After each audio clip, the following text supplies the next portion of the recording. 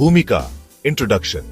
हिंदी में स्वामित्व ओनरशिप केवल एक कानूनी अधिकार ही नहीं बल्कि समाज में शक्ति और प्रतिष्ठा का एक महत्वपूर्ण साधन भी है। जब किसी व्यक्ति के पास संपत्ति होती है तो उसे समाज में प्रभाव, सम्मान, निर्णय निर्माण की क्षमता तथा दूसरों पर नियंत्रण प्राप्त होता है।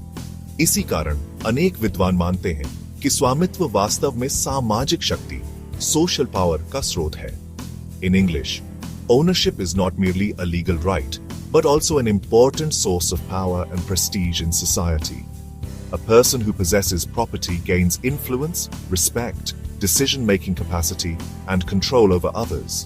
Hence, many jurists and sociologists believe that ownership is indeed a source of social power.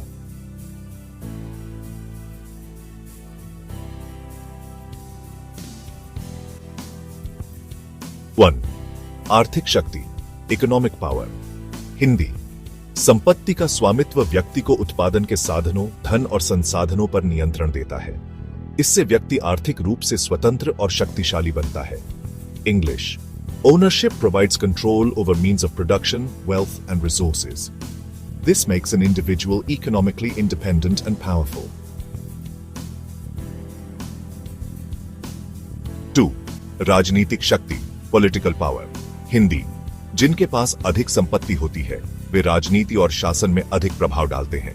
इतिहास में जमींदार और पूंजीपति वर्ग हमेशा राजनीति पर हावी रहे हैं।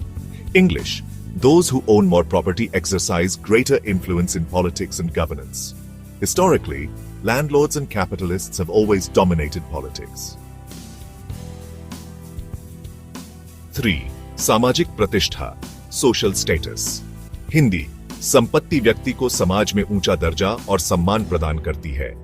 अमीर लोग समाज के निर्णय निर्माण में अधिक भाग लेते हैं।